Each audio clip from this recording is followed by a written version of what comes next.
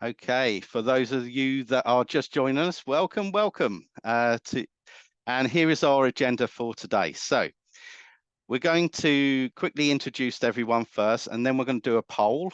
And the poll is just a very quick sort of idea of understanding. So if I, again, stop share, we just introduce each other. If I perhaps try and, yeah, so if Lee, if you would like to introduce yourself first, what's your name and where do you come from? Hi, thanks, Dan, and good to be here, everyone. So my name's Lee Shepherd, and I'm 3VA's Community Development Manager. Fantastic. And you're going to be hearing a lot from Lee in just a moment. And if then we could move on to Jackie. Jackie, if you would like to just introduce yourself, please.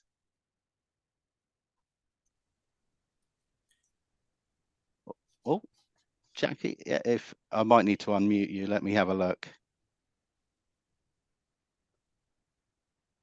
Oh, there we go. You're unmuted. There we go. Yeah, there's always got to be one that does it. Yeah, so hi, I'm Jackie Blavelle. I work for Havens Community Hub.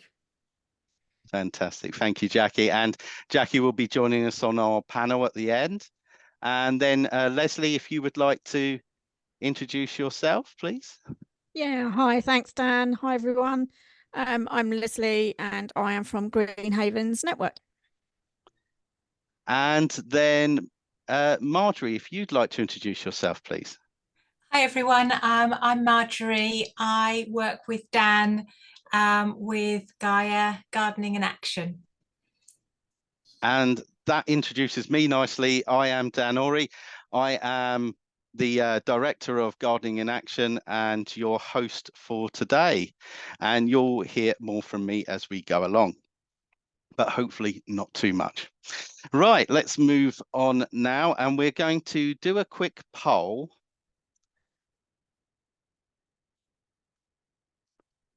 And what I'm going to put on this poll is just today's session is the question is quite a simple one.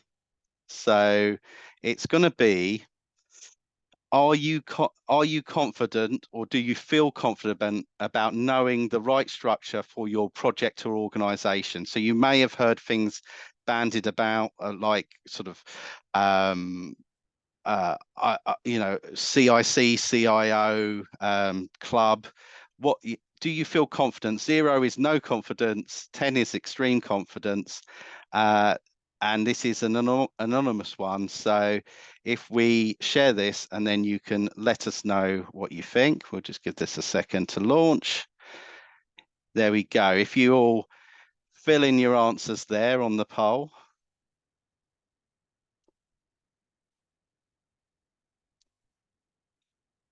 They're coming in thick and fast.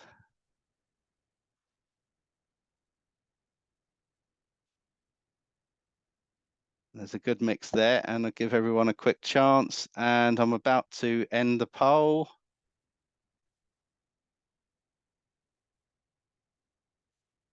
And so we've got a good breadth of sort of how people feel in confidence-wise there. So we're going to do this poll again at the end and just sort of see what's what on that. I am going to take a photo of that just in case it doesn't record it on my Zoom, but we should be okay there. So I'm going to stop sharing. Right, so we're now moving on to my section. So I'm going to share my screen. So yeah, we're going to go on and I'm going to talk about unincorporated bodies and what on earth that is, CICs, and then Lee will pick up touching on CIOs and charitable trusts. We'll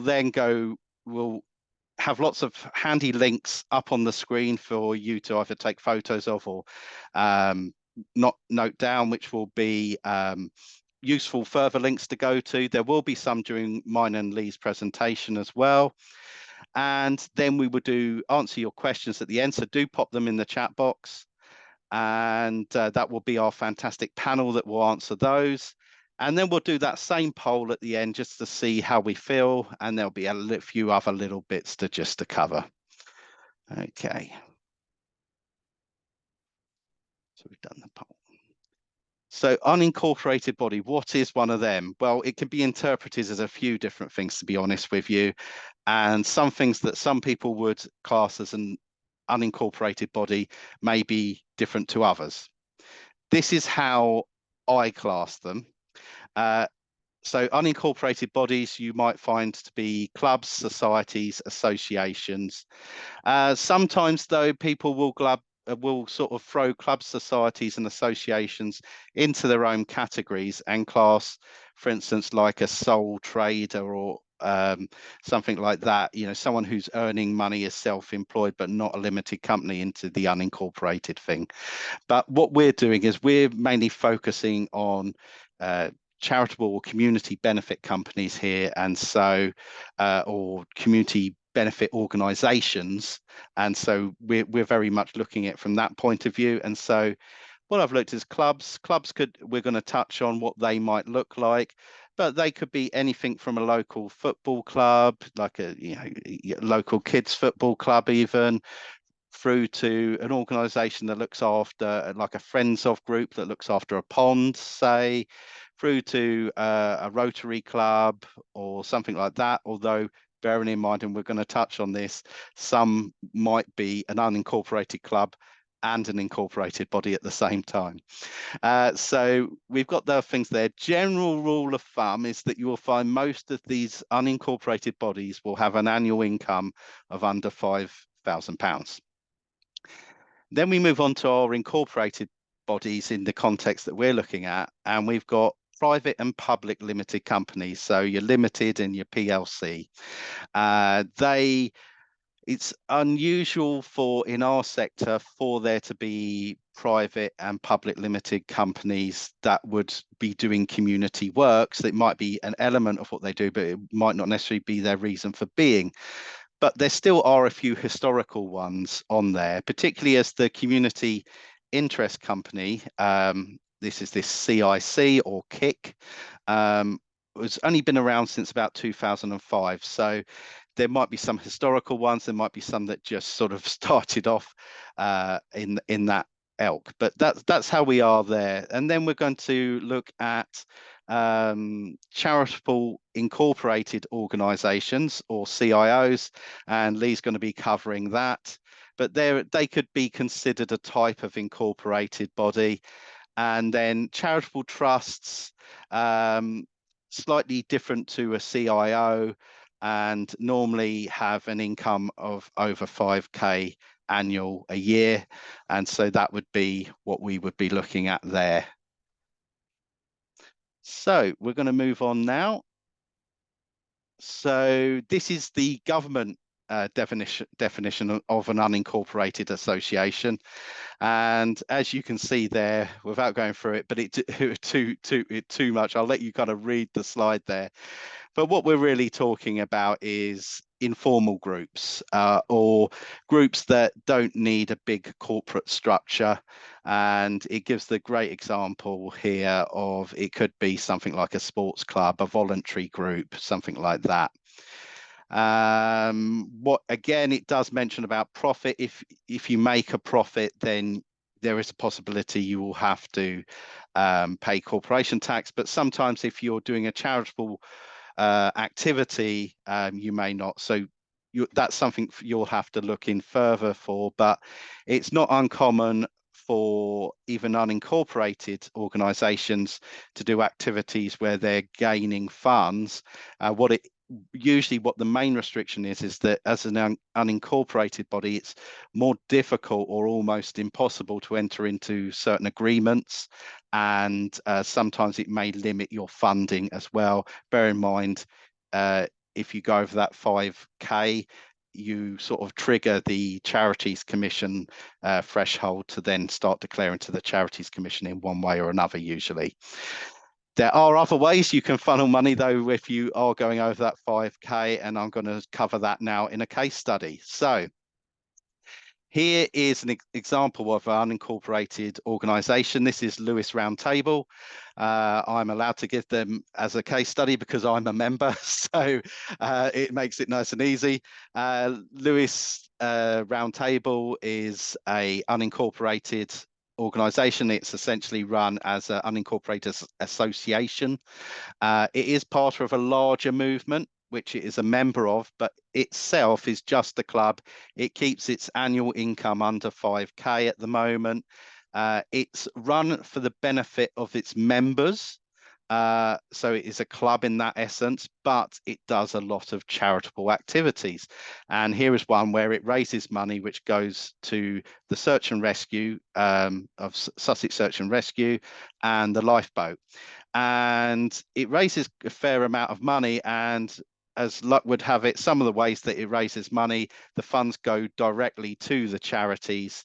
And so it never touches that money, which is fantastic because it keeps under its 5k limit. So that's one way that an organisation that wouldn't, the members don't have the time to be, to have particularly onerous structures or entities that would need official trustee meetings, stuff like that. It could do it in that way, although it does maintain a certain informal trustee structure, which is unofficial, and it does keep accounts and basic accounts, but it doesn't need to submit accounts to anyone if it keeps under that annual income limit.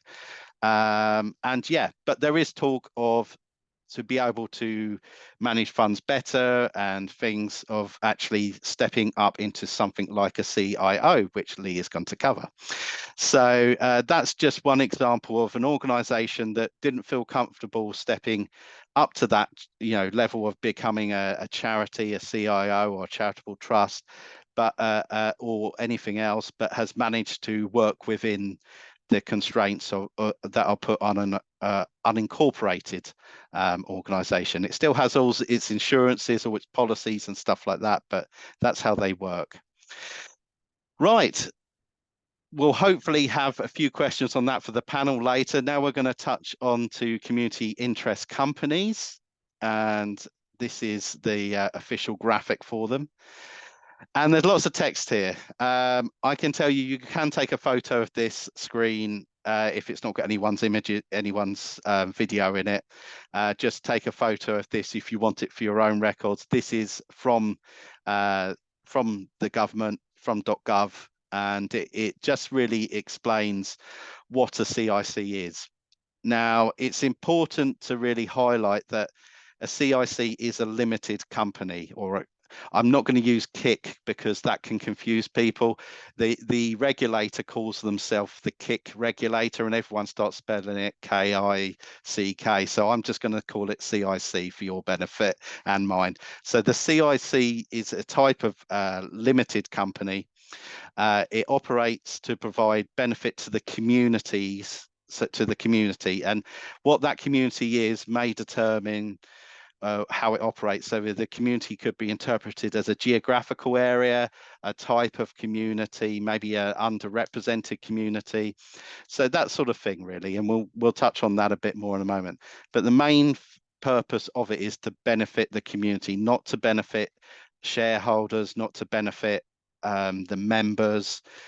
So that's really what we're talking about here. It gives a great example there where you can essentially, an example might be that you're offering welfare services to vulnerable people, and so that is what your CIC is doing. But it could also be that you're doing an activity that generates profits that supports a community purpose, like a cafe. And this is probably one of the key fundamentals that why CICs were created in the first place. They're meant to be social enterprises, so they're meant to generate an income, a trading income.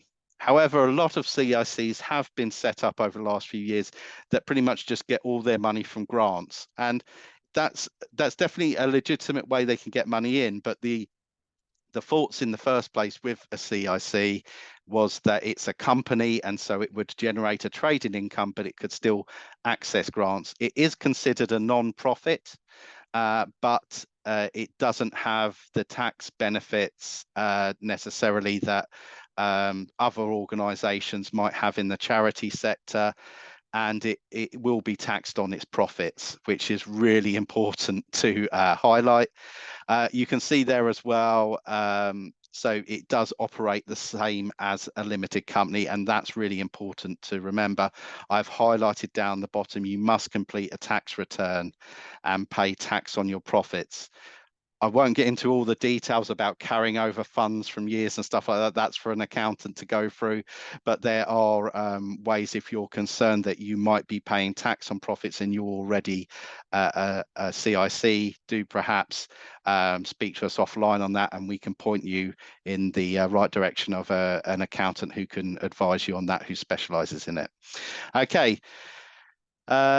One quick mention on that, as you can see from the text, you'll have, instead of trustees with a CIC, you'll have directors, and the directors have to be in good standing. They can't have been struck off as a director elsewhere.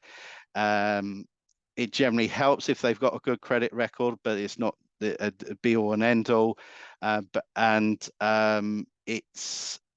can have paid or unpaid directors. So for instance, I am an unpaid director of a CIC, but it is possible that some directors will be paying themselves either as an employee or through a remuneration system, but that has to go on the reports that you submit as a CIC to the regulator and to Companies House. So a CIC essentially is one or other of two ways. It's either limited by guarantee, where no one owns the CIC, it's just by guarantee, and the guarantee can be £1. So for instance, Gaia, my CIC, is limited by guarantee. My liability is £1 as a director. Then you've got limited by shares. Limited by shares is the least popular according to the regulator, and the advantage of limiting by shares is that you can sell shares, and so you can raise money to deliver your aims through selling shares. This might be a way that either individuals or business or investment firms would like to sort of, like to contribute in a philanthropic way. However, most funders anecdotally have said that they prefer the limited by guarantee, because they know that basically no one's pulling out dividends, because no one owns shares to be able to pull dividends out of the business. And there are other mechanisms with a CIC, which we'll touch on now. There's a lot of text here. Take a photo by all means. This is the regulator's text.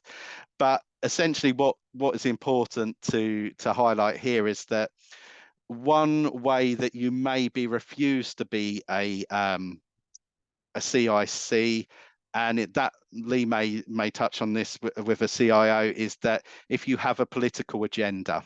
So even if you've mentioned it quite innocently that you're associated to a certain party or certain activist group, you may be refused your application to become a community interest company. And the reason for that is that so the regulator says is that they don't want to be wading in as a government organisation into political issues, and so if they have to make a ruling on something, they don't want to be seen as though they're making a political decision, and that's the main reason why. Also, the idea with a CIC is that it doesn't benefit the employees, the employer, shareholders, anything like that. It must benefit the community as its chief goal. There are, and as I've mentioned before as well, as you can see I've highlighted there, it's the idea, and this is really helpful when you're doing an application as a CIC. Remember that you're trying to narrow down to a specific set of residents, a particular area, a group of people. So for instance, Gaia's narrowing down is to Sussex. That's our operational area. And we're making interventions, growing community through plants and gardening. So that's sort of our main aim, but we have the benefit of benefiting other people that we haven't narrowed down to, but that is our chief aim there. This is probably the most useful thing to understand why people would go for a CIC. other than just a normal limited company. And it's usually linked to being able to access funding and for funders to have confidence that their money isn't going to be squandered. And there is this thing called a compulsory asset lock. The compulsory asset lock basically means that the money cannot be removed out of the company by directors for illegitimate means, or they could, because the company essentially belongs to the community in essence. So what there is a document which will state that if you're limited by shares, then the asset lock may be up to, it's usually around 45%, so you can't take any more than 45% as a dividend. However, obviously, if you're limited by guarantee, you can't take any dividend. There's an asset lock, and if you were to dissolve the CIC, the asset lock would ensure that that money would have to be moved to a similar organization, which has to be a non-profit, like a charity, a CIC, something like that. And you can stipulate which one you would prefer in your constitutional documents you submit, but which is the Articles of Association which would have that on. But ultimately, it's the determination of the regulator that would determine that. You can't gift it to an individual or to an unincorporated body or to a business that isn't a CIC or something like that. So that's a quick note on that. One thing a lot of people don't realize with the CIC is that there is an annual CIC report you have to do. So you do have to do a report. The CIC regulator is extremely light touch, which is why people love CICs. But there still is an annual report you have to do saying what you've delivered, how you've delivered it, and it would touch on accounts. Accounts is a big thing. You have to file limited company accounts. Most CICs will be quite small, so they can do essentially like a micro version of accounts, and an accountant would advise you on that. Again, you probably will find you will need an accountant on this because yeah, it's just the way that is.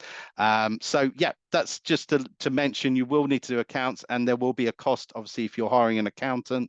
Normally accountancy fees can be ranging anywhere from 600 to 1,500 quid to file accounts. So that is a significant cost that you have to bear in mind if you go down this route.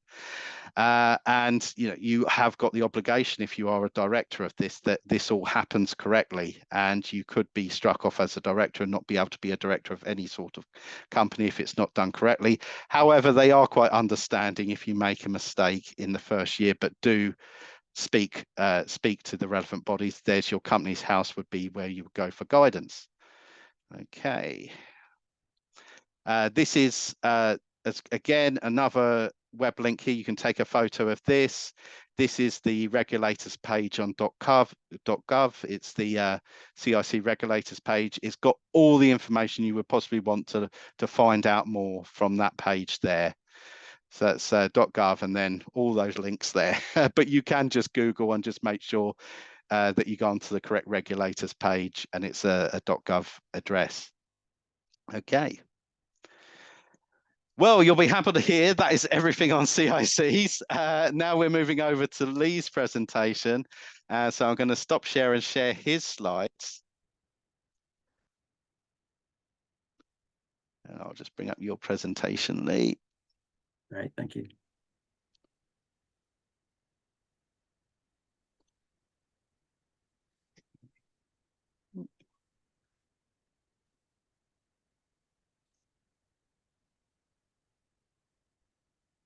Okay, and you can just confirm you can see that okay, Lee?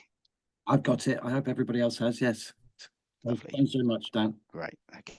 Just to say to everybody, you're very free to take any pictures of any of the slides here. All the images are for public consumption, so you can take photos. And I suspect as well that if you contact Marjorie or Dan, then they'd be happy to send you copies of the slides. So I know that questions are going into the chat, so I'm just going to talk through the slides for a while. And there is a pertinence to this. The reason to sort of start with that group of people, I don't know if they're actually discussing the joys of becoming a charitable incorporated organisation in that particular exercise. I couldn't swear to it, but the point about it is that it's really useful to talk to other people. So I am going to begin to use the acronym CIO, but we're talking here about becoming a charitable incorporated organization. So it is really useful to talk to other people. Sometimes people will kind of, groups will think about, well, what's the easiest model to choose in terms of group structure? You know, what's going to be the least work? What's going to be the least sort of excessive demand in terms of making returns to the regulator? So with the charitable incorporated organization, Dan's already spoken about CICs, and that's Companies House. As some people already know, with the charitable incorporated organization, or indeed a charitable trust, it's the Charities Commission. With the next slide, please, Dan. So the reason I popped this one in here is really just to kind of emphasize that what I was just saying there, that what certainly at 3VA, what we would encourage people to do and have done over many years is not to kind of necessarily start by thinking, well, which structure do we need to adopt? Certainly, you know, the steer that I give colleagues that within 3VA is, you know, we're not prescriptive about this. We don't tend to work with, so we may be working with existing groups, and I think many of the people on the call tonight are probably a part of an existing group already. We may be working with people who've got an idea, you know, they're thinking about setting up some sort of community initiative. And the reason for having the tree there is that sort of to emphasize that connection with the roots. We would certainly advocate that, you know, the thing to do first is explore the idea and begin to talk to like-minded people about what the idea might be, what it might look like. It's about what you want to achieve. Right, you know, we certainly don't try and shoehorn people into any kind of particular group structure. You know, we're not being paid by Companies House or the Charity Commission or anybody else to kind of try and steer people towards one particular structure or another. At some point, the things to think about in terms of choosing the structure, I guess, are things like, what do you want to achieve, but also things like fundraising. You know, and as Dan has already alluded to, you know, many people will choose the community social enterprise or the community interest company route because they want to have a remuneration from that, and that's perfectly legitimate reason for doing that. I'm not going to talk about incorporated and unincorporated because Dan's already covered that a bit, really. But it's almost, you know, I think the interesting thing looking about the tree there is that actually there are several steps before you really necessarily sort of hit on one legal structure as such. So it really is about gathering like-minded people around you, I would say, and kind of just retaining and refining and holding on to what your vision actually is. So can we have the next one, please, Dan? And I think one of the ways to do that is obviously coming along to sessions like these, but it is about testing options, you know, and I would certainly advocate that people don't kind of work on this alone. You know, I mean, certainly if you're going to become a charitable incorporated organization, you're going to need a group of trustees to work with at some point. Certainly with community interest companies, you can actually be a sole director, but that's an awful lot of work. And I still think it's useful to talk to other people as well. So it is about finding inspiration and learning from others, really. Can we have the next one down? So most people will be familiar with the idea of a SWOT analysis. I just put this in here because there are some things that you might want to think about when you're thinking about which structure to adopt. But I want to move on particularly to talk about in charitable incorporated organizations. So I'm not going to spend very long on this one, but as I say, all these slides are available, and these are some of the things that I think you might want to be thinking about, depending on which group structure that you eventually decide to adopt. I've also put in, and I'm just going to ask Dan if we can have a look at the next two slides fairly swiftly. So we'll move to the next one. There's a lot of detail in here. The only reason I've included these is because I think they give a bit of an overview about some of the things that Dan's been talking about already in terms of sort of things that you'd want to be aware of. So you can see there right at the top is the Charitable Incorporated Organisation, or CIO. The regulator, as I've said, is the Charity Commission. So it's a corporate structure. So it's incorporated, specifically designed for charities. It's managed by the trustees. And one of the key things that I think is really important to think about is liability, because those are often things that concern people quite rightly. So for instance, in scenarios where it's an unincorporated association, and Dan has already sort of spoken to this to some degree, you know, usually that will be a group of organizations or individuals who come together under kind of common cause. I'm thinking, I suppose, of things like you get quite a lot of dementia action alliances, things like that. One of the drawbacks or potential pitfalls or indeed liability of that is that people can be individually held responsible. So for instance, if you were to hold an event and I went along to your event and the gazebo blew over on me and I got mildly or even badly injured, as individuals, people would be liable in that situation. You're probably realizing already it would probably, it would be very difficult for me to pursue that legal action, and it would be quite time consuming for me to do it. But that's the advice that I would be given by a legal advisor. So, there's no organization, if I can put it in these terms, to go after. I would have to go after the individuals themselves. But in those circumstances, people are kind of personally liable. So one of the real advantages about adopting a structure like a charitable incorporated organization is that that then is a legal entity, and it's the organization who's liable, not the individual trustees within it. So I'm not going to talk too much more about asset locks because Dan has already alluded to that, and we can maybe come back to that if there are questions around it. Can it be a charity? Can it get charitable status? Yes, but it must meet the criteria for being a charity. And the Charity Commission have, would you believe, an exhaustive list of 32, I think it is, different charitable objectives. And I will reference those in a wee while. I'm certainly not going to go through all of them in detail, but I'll tell you more about those in a moment. So if we can just move to the next slide, Dan, if we would. I've put charitable trust down there at the bottom. Again, the regulator is the Charity Commission. Charitable trusts are usually set up where it's about managing money or property for a charitable purpose, and they tend to be. I'm tending to feel that most people on the call this evening will probably not feel that charitable trust isn't necessarily something that's applicable to them. It's often grant-making bodies will set themselves up as a charitable trust. It's probably not. I'm happy to come back to it, but it's probably not relevant for most people, I think, this evening. Can we go for the next one, if that's all right then? So, the governing document. Now, whether you're incorporated or unincorporated, you probably have a set of rules, and that's often called a constitution. So, for the charitable incorporated organisation, there is a constitution. There are two different models, and I'll come to those in a moment. I just wanted to mention, though, that I think there are some other things. So when I talked about visioning the idea or framing your idea, certainly 3VA's advice would be that you might want to think about things like a strategic plan, which, it doesn't matter too much what you call it. Some people call it a strategic plan, some people call it a business plan, some people have a business plan within a strategy. You might have your fundraising strategy in there, for instance, or whatever. There are some other key policies and procedures you'd probably want to think about as well. So I have just included these because I felt it might be useful if you could have a quick look at the next slide, Dan.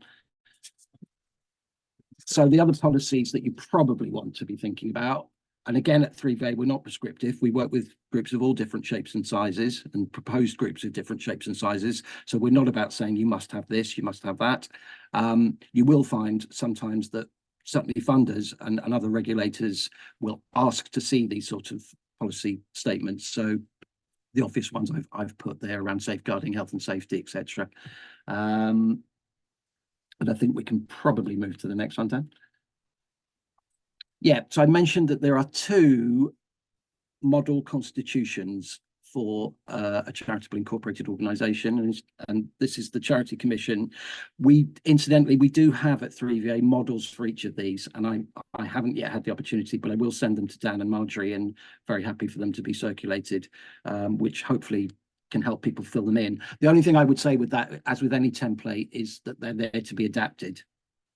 Sometimes people just kind of leave it with every clause in, and not realise that actually, it won't be pertinent to their group. So we've got some broad templates. The one I suppose that we tend to recommend at 3VA would be the foundation. The association model is usually used more where it's a group of groups coming together, sort of in an alliance or something like that. With the association model, you also basically, it kind of comes down to one member, one vote. So the difficulty there can be when you want to do quite minor things, and of course everybody's definition of minor will be different, but if you want to, for instance, paint the inside of the office walls a different color, you technically really should basically put everything to one member, one vote. So it can be incredibly time consuming. You can actually also potentially have a situation where the membership can outvote the kind of the trustees, if you like. So, for instance, in a meeting, if somebody got up in the floor, you were having an annual general meeting, and somebody got up from the floor and said, "I think the organisation's, gone down the Swanee, and I think it's time to wind it up." You might find that, most of the trustees might be sitting there thinking, "Well, absolutely not." But there is a scenario where you could actually be outvoted on the floor for that. It's extremely unusual, but there is a potential for that. The foundation model doesn't mean that you suddenly become undemocratic or anything like that. You would certainly consult with your membership, but it does give you a bit more freedom, and it means basically that the governing decisions are made by the management committee or the trustees. I think we can go for the next one, Dan, actually. So if you're thinking this all sounds really good, how do I become a charitable incorporated organisation? These are the kind of steps that you'll need to take. And 3VA has a long experience of kind of working with groups to support with this. So I mentioned already, you'll need to choose your charitable objectives. There's a link there to the charitable objectives that the Charity Commission have. I have to say to you that the Charity Commission's objectives, I can't actually specifically date when they were all written, but you will look at them and find that they look quite archaic in their language. There is one of them that I think still talks about alleviating the suffering of the poor. I'm not quite sure when it was written, but the thing to bear in mind is that they don't seem to be particularly enamored with groups changing the wording of their own objectives. By that I mean the Charity Commission's objectives. So you can put your own objectives in there, but you also need to show that you demonstrate one or more of their charitable objectives. And I would advocate from experience that it's better if you can find one that you meet most closely. And what I meant to avoid any confusion is they're not enamored with the idea of you changing the wording of their objectives. You can put your own in, but they really like you to stick to the wording of their own objectives. As archaic as the language is, they want you to use it. I will say, by the way, that not all 32 of the objectives are full of archaic language, but there certainly is some. I will also say I don't think that they're particularly kind. I think that's probably the best way of putting it. I don't think they're particularly kind when they assess environmental groups and groups working with climate change for charitable objectives. I'm not particularly persuaded they've quite caught up with some of that, actually. The other issue that Dan mentioned earlier, we've certainly had instances in the Lewis district. I know of several groups who had their applications turned down, and it was around issues like climate change and the environment, and it was where so I think from memory, it was people who were talking about there's an objective that's about the advancement of education, and the Charity Commission will come back and say, what qualifications do your facilitators have? Where are you doing this? So, if you're doing it in a pop-up centre, and by the way, I want to be clear here, what you might be doing might be entirely laudable and really good. But if you're doing it in a pop-up centre or something like that, they often will come back and just say, we're not sure that meets the advancement of education, and what's the qualifications with your facilitators, etc. The other thing is, as Dan alluded to, is they don't tend to be very enamoured with any kind of political affiliation. I do know a climate change group who decided to include Extinction Rebellion for probably quite valid reasons in their kind of consortia, if you like. It wasn't I don't mean a formal consortia, but in a group of groups who came together to form a charitable incorporated organisation, and their application was refused. And when I looked at it, I thought, I think that's because they've included Extinction Rebellion in there. They would see that as political activity, and they don't like it. So some things there to say about the charitable objectives. Really happy to help people work through that at any point.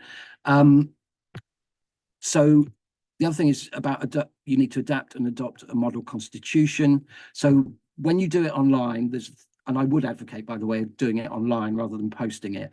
I think the application form is about 28 different screen pages. I mean, some of them are very brief. Some of it's one word question: do you own property? Yes, no.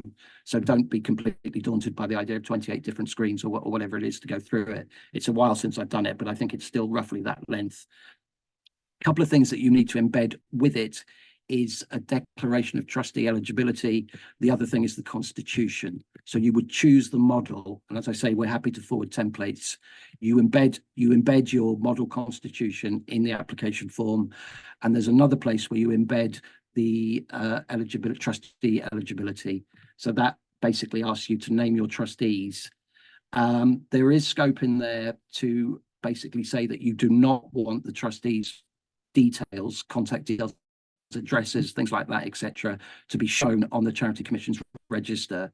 And that's, particularly in recognition where there might be quite sensitive issues people are working with. It might be a refuge centre or something like that. You can make it clear you don't want those details on the Charity Commission's register. Yeah, I think that's all on that one. Thank you, Dan.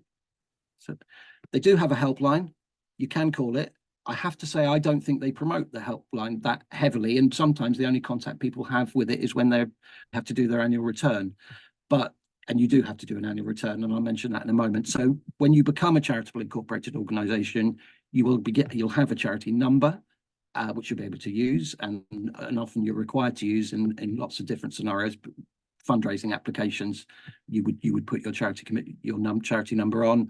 That's their helpline there. As I say, you have to do an annual return. That information is included on the register. They also indicate groups who've not returned their annual return in time. That will show on the register. So it's a bit like being sat on the naughty step. When you look at their details on the Charity Commission's website, you will see groups who've not yet returned their annual return. And I think that's all for that one. I've whizzed through that a bit, but I know there will be questions in the chat, so we'll maybe pick those up when we come to it. Excellent. Thank you, Lee. That's fantastic. Right. So what we're going to do now is hopefully you can see my all from me over to Lee's screen there. If someone gives me a thumbs up that they can see that. Yeah, excellent. Thank you. Right. So sources of more information. So myself and Lee have put a lot of info up on the screen there. Here's a few more sources for you, maybe a few double ups as well.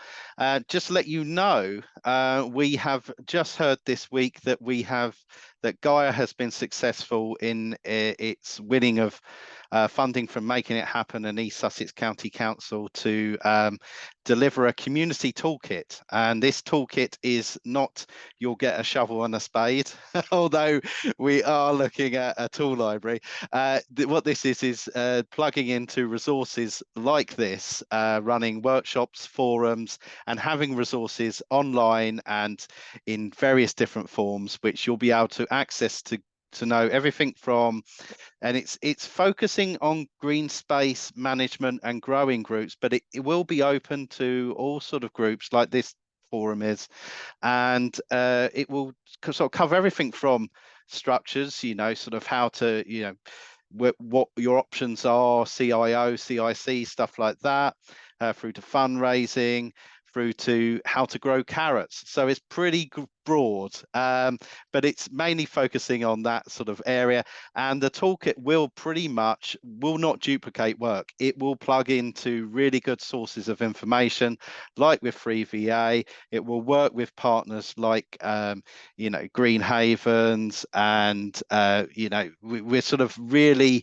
looking to plug into that, and also we're really looking to hope to work with people like Havens Community Hub more on stuff like this. So there's a lot going on with it, but just to mention that is in the pipeline. We will keep you updated.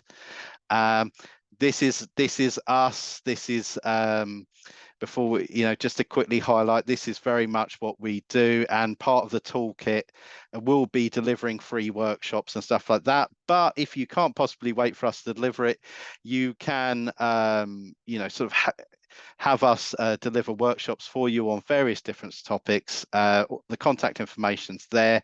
Yeah, and we can talk about that further. Get in touch. Here are your panel contact details. So you've got ourselves, Gaia CIC, Green Havens Network, Havens Community Hub, and Free VA. As we've mentioned, you can, for the people operating in the sort of green space management, environment areas, growing, Green Havens would be a fantastic network to join. You've got Havens Community Hub, which you're going to hear more about in a moment on the panel, support you can get there. And you've heard from Lee just touching on just some of the stuff that Free VA delivers, and you can become a Free VA member if you're a volunteer organisation. So we're, Gaia are a member of Free VA and of the Green Havens Network. So let's move on. Here's some more. So here's where you take your photos, but we will send all this out via email as well for all the attendees. And there we go. You've got Envico, fantastic national volunteer organisation. Again, you can join them. They're a fantastic resource and we are members of those. They're very good. Yeah, and like you say, as you can see on there are lots of sources of information. There's even like the Brighton Resources Centre, Resource Centre, which is very good.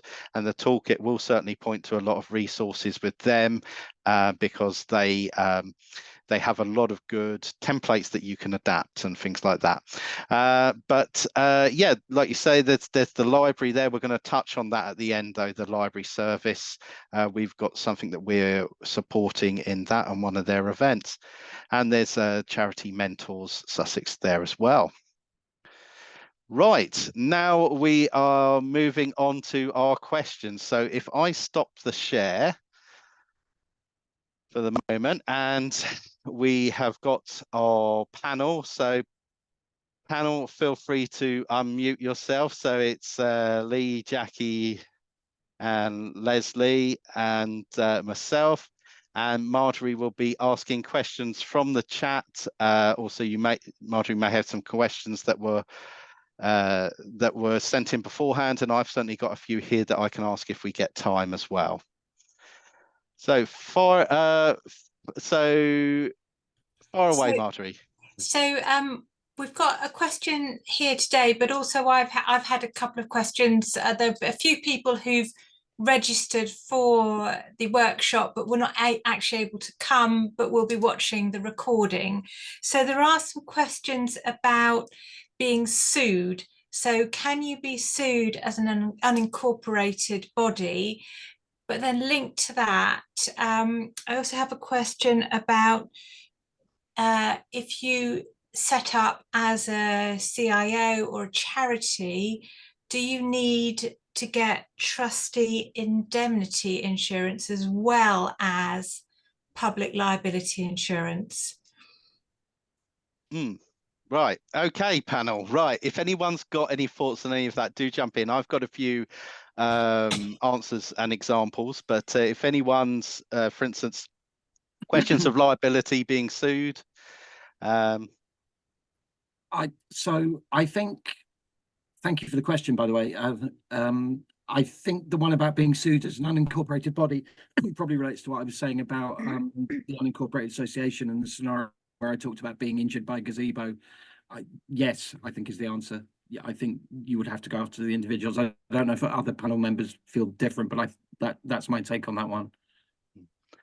Yes, so I've got an actual real case here, and I've anonymized it for everyone's sake. Bear in mind, as an unincorporated body, you can get insurance. It's sometimes more difficult to get, but there are club insurances out there, stuff like that. There's different sources. We will be putting them in the toolkit.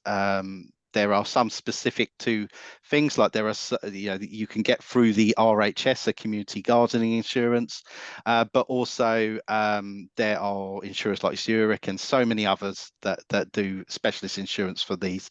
I have got a real case where, strictly speaking, as an unincorporated body, you shouldn't be able to enter into contracts or accrue debt, etc., stuff like that, but some do. And I have known one where it was nowhere near us, somewhere up country somewhere. An organisation ran an event. It was very wet, and that event was a total washout. Yet they had a lot of produce and drinks, etc., that spoilt. It come to about £10,000. The what was spoilt. They obviously hadn't sold that money to recuperate it. The event was a loss, and subsequently the businesses went after those members that were owed money, because they knew who they were, because they were in their community. And so I don't know what the outcome of it was, but I have a feeling an agreement was made to gradually pay it off from future events. But people were very cautious to deal with them from then, and they did lose a considerable amount of members because of that. As with, sort of doing that little bit of it, if you're running a big event anyway, it may have been a better idea to go down that route of an incorporated body, possibly, if you were worried about that. Right. Anything else? Yeah, no, I was just going to say, Dan, in a previous, so I'm also a chair of a community group in New Haven, and we found the conservation volunteers, or TCV. You'll find them on if you Google conservation volunteers. They also do a very good insurance scheme, and you can become a member of the TCV. So far, we've only paid one membership since 2017. And every year now it's free, but the discounts that you get for your insurance are really good. And our insurance hasn't gone up at all. So that's really helpful. That's a fantastic link. That's a good one. Thank you for that. That's good. I've just scribbled that down for myself. So yeah. So yeah, have we got any other questions, Marjorie, before we move on? I've got a few here otherwise. Yeah, so there's a question. So can the people running an unincorporated body get paid for their work? So admin and social media. And actually, again, I've had other questions relating to that same question, but with other bodies. So for example, if you set up as a CIO, can you be paid as a trustee? So for an unincorporated body or for a CIO, can you be paid, or how could you get paid? Yeah, I can probably answer one of those. So we've just gone through the process of getting permission, because I'm a trustee and I've just taken on employment for to be the coordinator, to do the admin, which we had before, which was a self-employed role. So we've just gained, but you have to gain permission unless you put it in your CIO to start off with. Then you need to gain permission from Charities Commission to go through that process and to be able to be paid, but not for doing your trustee role. So this is separate from my trustee work is completely separated from my coordinator role, and I only get paid for doing my coordination. That's really good. I think the other one touched on was like if you were an unincorporated organisation, some member clubs pay their certain people that do admin roles like a sort of stipend, or like a like essentially a nominal fee to cover the costs of being in that role. It could be for the chairman of the organisation, it could, like the club chairman, it could be for the secretary, whatever, and it's a contribution to cover overheads.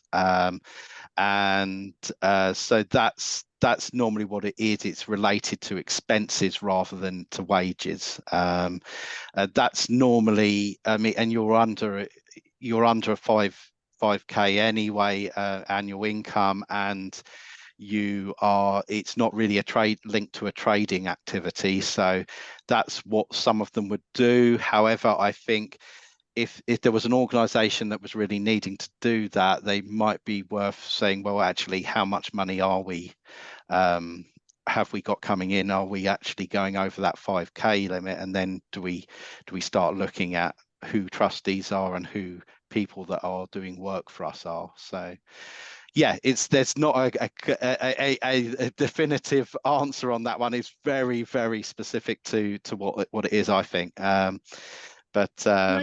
And can yeah. I just add on that as a trustee as well, it's really important that people can't be reimbursed in any way or financially benefit in any way. So it goes beyond just being paid. I certainly worked with a group recently who ran a local village hall and wouldn't charge the trustees if they were holding a party or an event in the village hall, because they said, well, we work so hard, we put in so many hours running it, as a little perk, we don't charge ourselves to rent the hall. But actually that would still be breaching the rules, because it's benefiting from something that anybody else using that service couldn't access.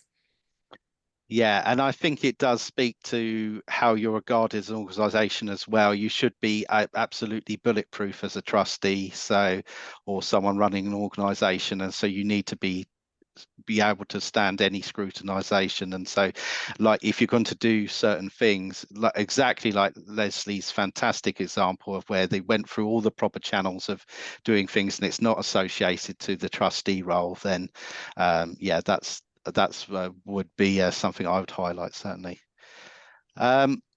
Any other questions from your end, Marjorie? Yeah, so we've got another question on any advice on bank accounts for small groups. Not Barclays. Definitely not Barclays. We've just swapped ours to the Metro Bank. They've been brilliant. But yeah, please don't go to Barclays. I mean, for one, obviously there's issues about ecological situation.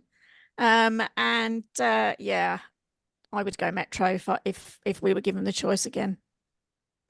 So I can give a point, my sort of points from a CIC perspective on bank accounts, and this is not advice. This is just our experiences. So, and I can kind of give a few examples. So, for instance, I have found in the unincorporated organisations I'm involved with, but also I know of incorporated organisations find Metro Bank very good. And also a lot of clubs, unincorporated organisations find Lloyd's very good. I know, I do appreciate sometimes you might not have a high street store anymore with a lot of these, but this is, you know, sort of because quite often they will offer very good banking terms for non-profits and for unincorporated organisations, clubs. And a lot have pulled that. For instance, HSBC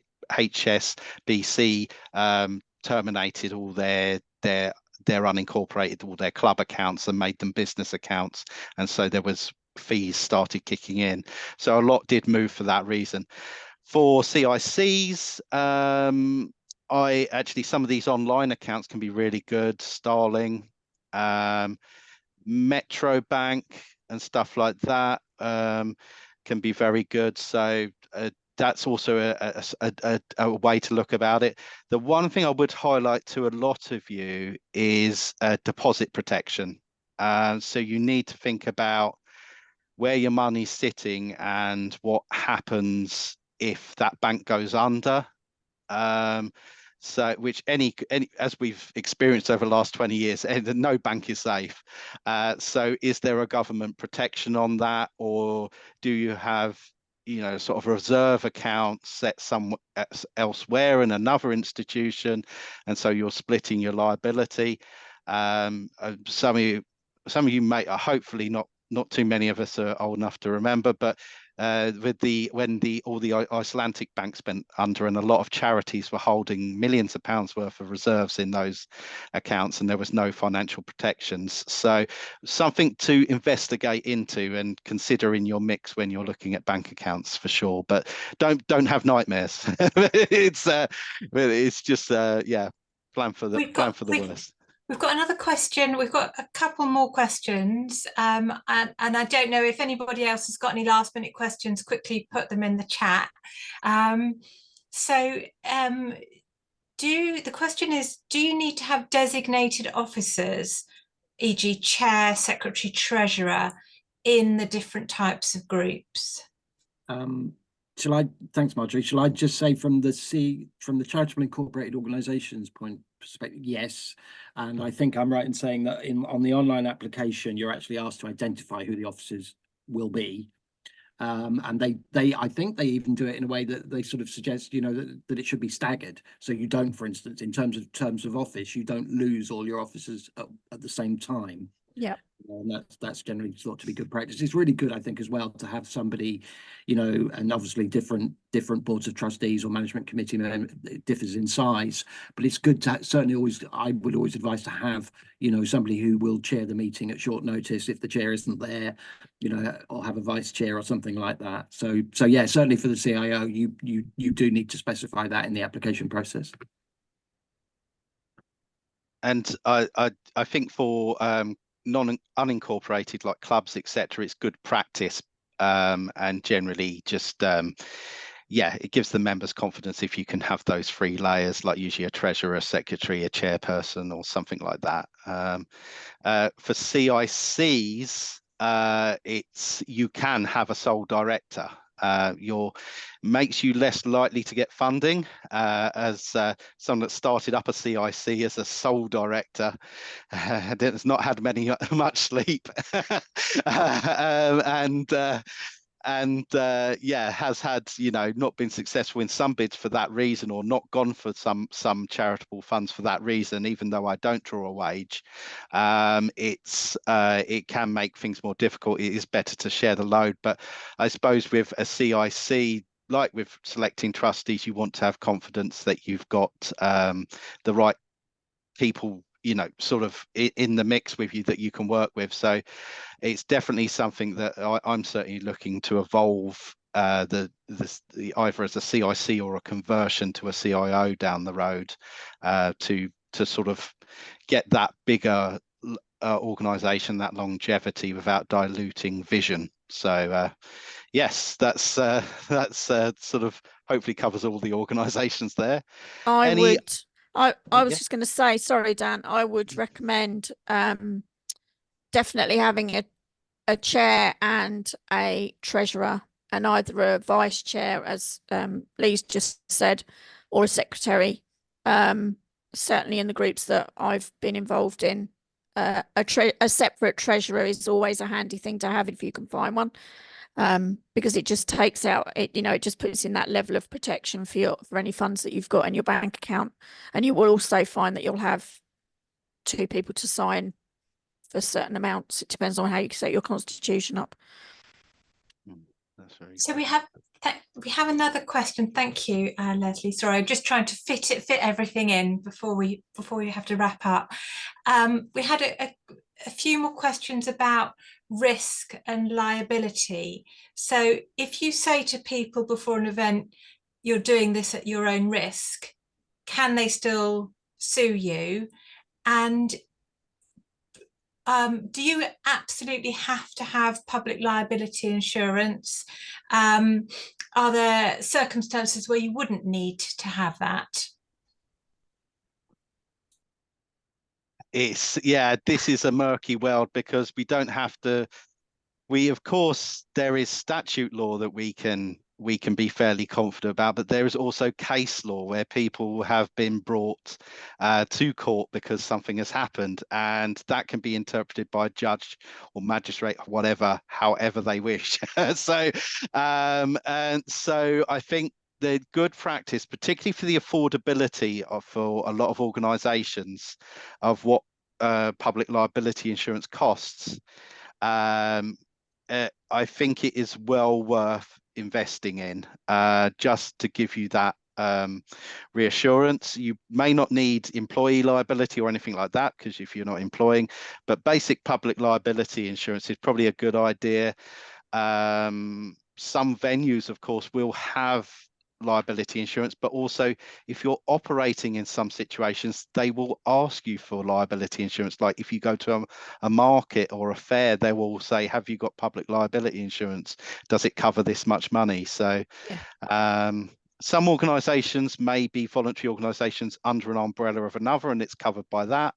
For instance, I gave the example of Lewis Roundtable is covered by a national insurance scheme, which is incredible amounts of money. But yes, so I think it's a good idea to do. It really is worth it, even if you have to do a separate fundraising campaign for it, or apply to a few local organisations to get that money. I think it's just worth it for peace of mind. Could I also add that so a group that I'm part of, we have our public liability insurance via our town council.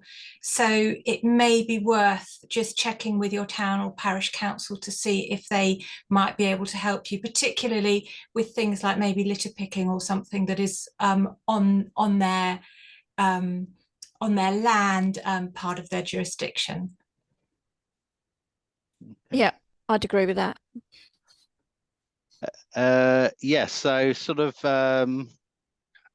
yes, so have we got any others on any other subjects before we kind of wrap up? I think that's everything. But I guess what we would just say to people is, if after the event you think of some questions or you have some specific questions, if you want to just email them through, and then we can forward them on to Lee or one of the other panel members. Is that correct, Dan? Yes, do that, and we can move forward on to the most appropriate sort of person that might be able to help. For instance, some of those insurance ones might actually be that we, put them in contact with a few insurance brokers that they can just speak to free of charge and get a sort of idea of what to expect. Joe, so to wrap up quickly, if I could sort of quickly go around the panel and just say any other services, that anything you want to highlight that you're doing that you would like people to do. If we start with Jackie, perhaps, Havens. Yeah, the one thing I'd like to mention is recently we've had a few groups come into us for support who have set up their constitution and then popped it in a drawer and then come to us that they've not looked at it for about 20 years. And so when they've then got a problem with a trustee or recruiting, and we say, well, what's in your rules? And they say, well, what rules? Where will I find it? So that would be my sort of like parting comment would be, once you've got those rules, just make sure that every once in a while you have a look through and think, is it still fit for purpose? Because it's relatively easy to change them if you're not waiting for that sort of crisis point to happen before you have to change it. And certainly at Havens, we are certainly happy to sit with you, have a cup of tea and have a chat with you about how we can help you. Certainly we've helped a few groups go through the paperwork for setting up their CIO. So yeah, happy to sit and have a chat. That's fantastic. That's a really great offer. And yeah, important. You will need a constitution regardless of your organisation to open a bank account. So yeah, that's really important stuff. Anything from yourself, Lee? Thanks, Dan. So I spoke about, how I think it's really important to connect with and stay connected with the idea that you're wanting around community initiative, rather than sort of overly obsessing at the start about the group structure. But I suppose the other thing I wanted to say, which I forgot to say in my presentation, was that it's not set in stone. If you go for a certain group structure and you think, oh, actually no, that wasn't the right choice, it's not impossible to change it. You wouldn't want to be changing it every 6 months, but it's not set in stone, and groups do convert from CICs to CIO and vice versa. Just also quickly to say, so if you're a group who's based around in Eastbourne, Lewis District or Wealdon, we're going to run some more sessions on group structure as well, and we run other sessions on funding advice and workshops. So do keep an eye on the 3VA website. But it's been really good to be here. Thank you. Thank you, Lee. And Leslie, anything you want to highlight with Green Havens or highlight in general? No, I was just going to say, obviously we've had light touch with 3VA. We've also dealt with Jackie on 1 or 2 things on Paula Wolven went through our CIO with us after Lee shoved us in the right direction. And also we're setting up a business plan with Havens Community Hub, which Jackie's kindly sorting out for us. I mean, it's just I would say if anyone's got any queries, whether or, you know, if they want to come to Green Havens, we're kind of changing how we're doing things at the moment. We're not doing network meetings per se, but obviously our AGM will be coming up soon, and we'll be looking to invite, you know, as many people as we can to come along. If people want to become members, we'll be sorting the membership situation out after we've had a few problems. So you know, we'll welcome most people in. We don't turn anyone away. Yeah, well, you had me, didn't you? So sorry. You're not supposed to mention it. Shush. No, that's before Mim. Yeah. So yeah, just we're here if you need us. Contact details. Keep an eye on the website, because we're going to start updating that more regularly. If you want to come on to be out on our contacts list, we can put you on that, and we'll be sending out newsletters regularly. So there's lots going on at Green Havens behind the scenes at the moment, if we're not public. That's fantastic, and thank you panel for your time. I'm going to do one very quick 30-second share. This is the end of everything, so we're going to do this poll in just a second to finish up. But just to thank everyone that has attended today. There will be a recording. We will share it out, so you'll be able to share it with people. Just to let you know, there's one little invite here. Tuesday, 19th of March, that's next Tuesday, 10:30 a.m. till 12:30 a.m. Seaford Library. There is Kaz O'Keefe, an expert in funding and charity consultation, doing some just drop-in advice there that you can use at Seaford Library. So that's just something we're supporting, and we will certainly be piping out all the fundraising and organisational ones which 3VA are doing as well. So that's that. We're going to do our poll. So let's do this poll again, and let's find out where we're at.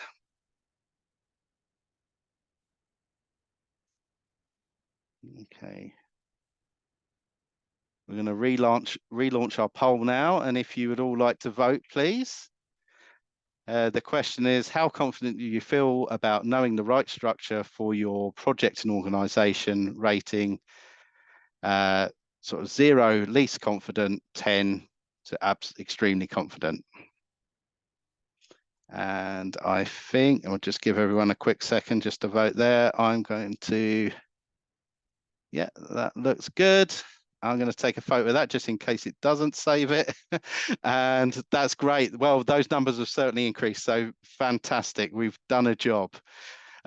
So I'll share the results there. You can see.